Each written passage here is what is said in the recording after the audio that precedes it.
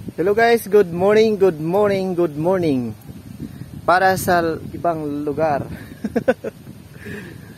So ngayon ay ang gagawin ko ngayon is ipakita ko sa inyo yung natapos na namin na nag-replant dahil kami ay nag-replant. Alam niyo mga ka-farm, bumalik na naman yung nakasanayan talaga dito sa amin na ang panahong nakasanayan. So dahil dito sa amin talaga ay dalawa lang yung season dito sa amin na ay yung wheat at saka very wheat. So yan mga ka-farm, medyo hindi pa makita yung nagbo-bloom yung iba dahil kakapunla pa lang yan mga ka-farm. So yan, dito tayo dadaan sa madamo kasi. Yan, madamo pa yan, hindi ko pa yan natapos yung sibuyas. So tingnan niyo mga ka-farm.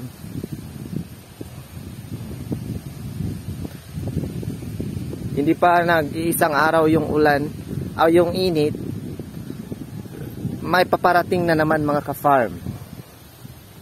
So ito na yung resulta mga ka-farm.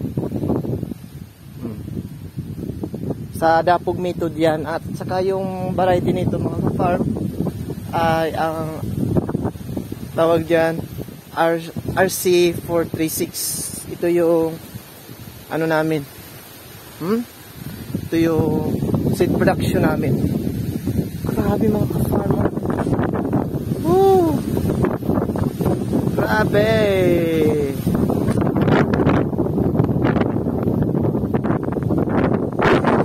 Grabe. Oo. Yan mga ka-farm, kung napansin nyo, yung bulaklak na yan, yan ang silbing attractant sa mga pest. So instead na papunta doon sa main crop, yung main crop sa ngayon ay yung rice, ito ay papunta naman sila doon sa bulak or bulaklak pala. Bulak yung sinabi ko sa inyo mga ka-farm dahil ako ay Bisaya. So iikot ko kayo dito sa aking tapos na yan mga ka-farm. So nagantay na lang kami sa abono, tapos yung pang-spray bago tayo mag-abono ng sikan, mag-spray muna tayo sa para kontra damo. Flex ko muna sa inyo mga ka-farm to, hindi yan maganda mga ka-farm, diba? Hindi yan sa akin. Piniflex ko lang sa inyo, hindi ko yun sa amin. Ito lang sa amin. Lahat na yan, ito sa akin yan. Ito. Yung gagawin natin is, wow, ang daming hinog na bayabas. So hindi yan natin yan purpose sa ngayon. Dito muna tayo mga ka-farm.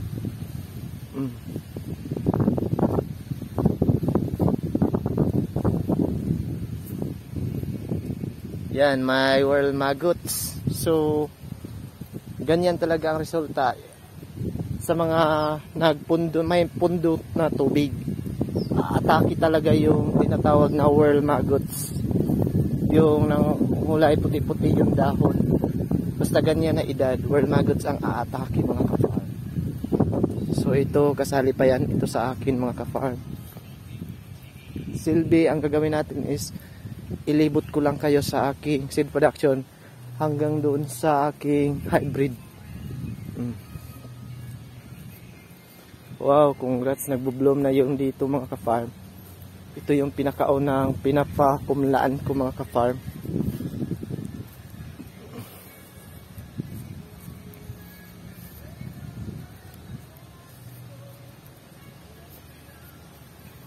Wow, nice.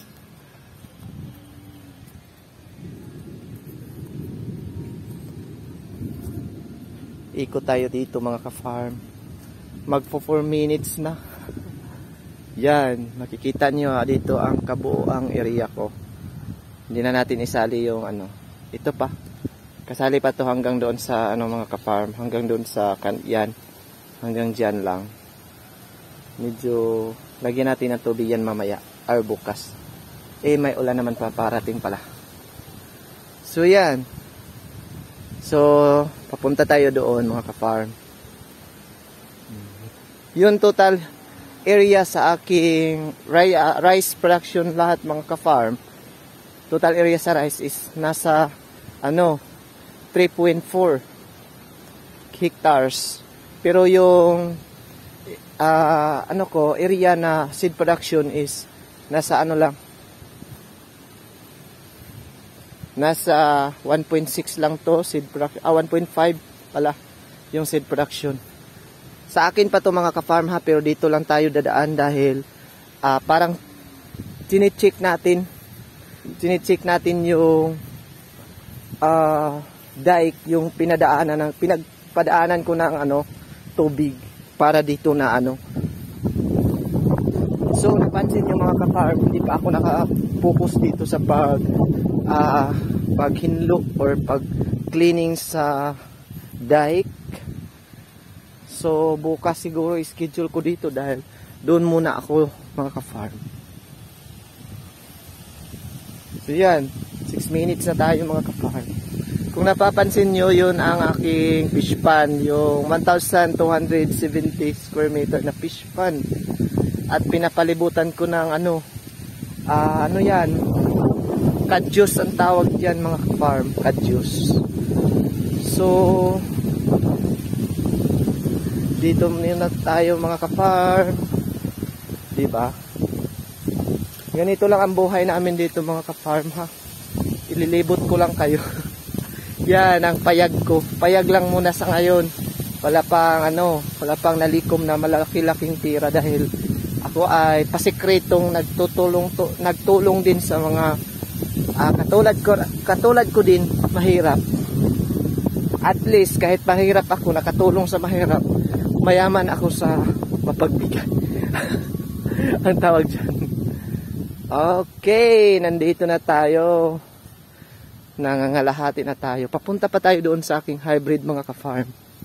Sana ay hindi uulan, parang hindi tayo maalkansi ba. Hindi tayo malugi dahil mayroon 3 tao tayong pinapasuhulan ba para magpuna. So yan, ganito na yung status dito mga ka-farm. Kahit hindi na pwede kasi nasa nasa 18 days na to simula tanim.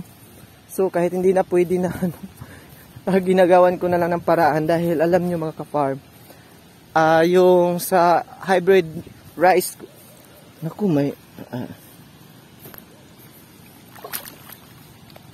tubig.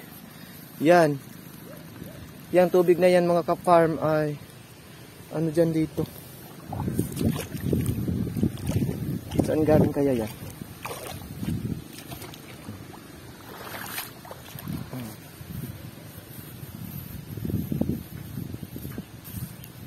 Punta tayo doon mga ka-farm ha. Puntahan natin yung nagtrabaho.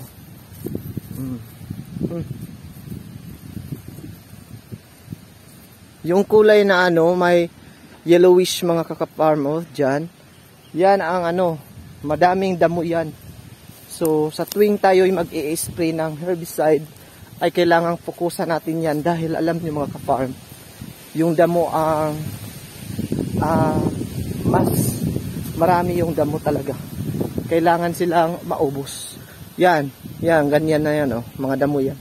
Ka-farm. 3 or 4 na klase yung damo sa palayan na pinaka at sa susunod na vlog ko ay ipapakita ko sa inyo mga ka-farm.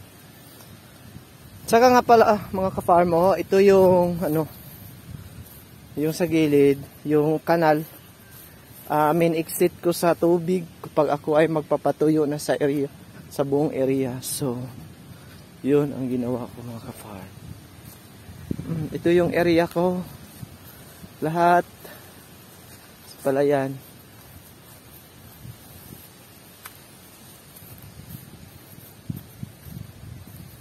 Ito kasali pa to, walang tubig. Walang tubig. Uy. Yes, ito na mga ka-farm. Oh. Ito yung rice production ko. So, obviously talaga mga ka-farm. Oh. Klarong-klaro talaga mga ka-farm na may madamong area niyan. Diyan. Nandun ako galing kanina. So, yung tarp na yan ay, ano yan, pangalan yan ng ano. Kasi lahat ng seed production ay may tarp. Pero hindi pa nakapangalan sa akin. Soon, mapapangalan na din na yan sa akin. Dahil hindi ako nagtitraining bilang isang seed producer. So, itong green na green mga ka-farm, ito yung pinapaanuhan ko. Naku po, may kidlat. Ito yung pinapapunlaan ko ngayon mga ka-farm. At pinapagawan ko ng ano, pinapagawan ko ng ganito ka ng linsa. Oh, ganyan.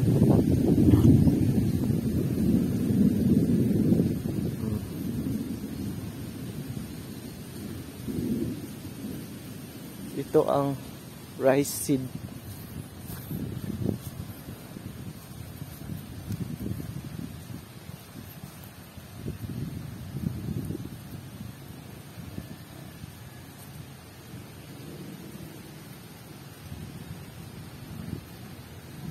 Ay lang sa ulan.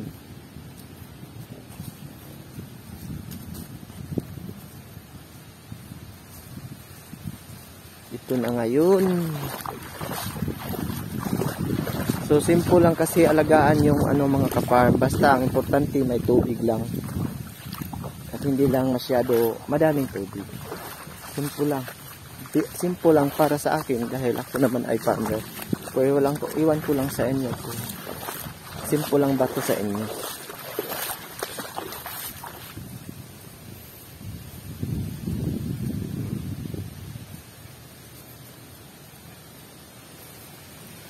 Dadaan tayo or moagi ta diri sa akong nagpuna.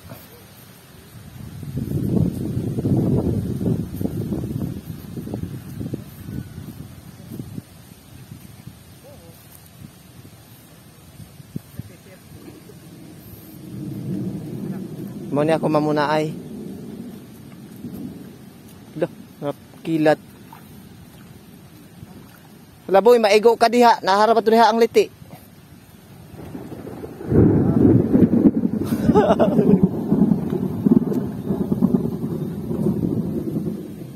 Hangto dito sa luyo.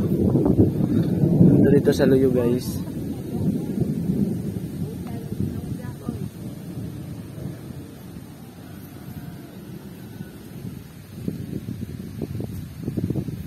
Nasangko na ninyo ang mga nabangag-bangag na ninyo dyan? Wala. Aw.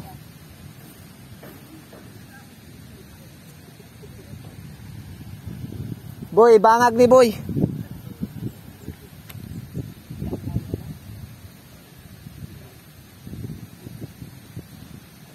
Kini ibangag ni diri ah.